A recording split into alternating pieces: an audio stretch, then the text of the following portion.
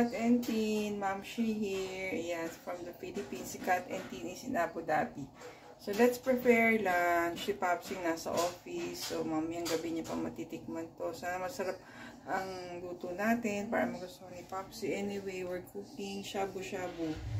So, chicken ang ano natin.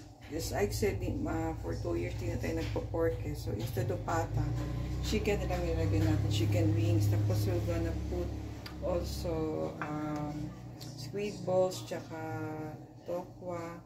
And then, of course, igisa natin sibuyas and bawang. After that, pag nagisa na natin, lagyan natin ng patis, ang panlasa natin. And pag luto na, garlic salt ang ano natin, pang final taste. Ayan.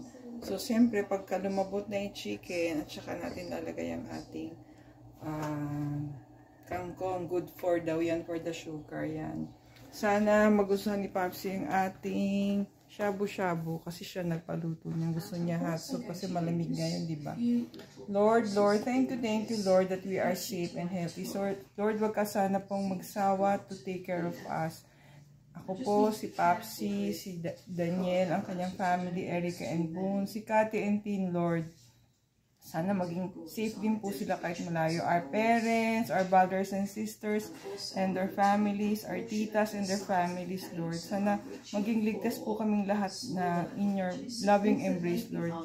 Thank you so much, Lord, for protecting us. Stay safe, everyone. God bless you all. Thank you for watching. See you on our next video.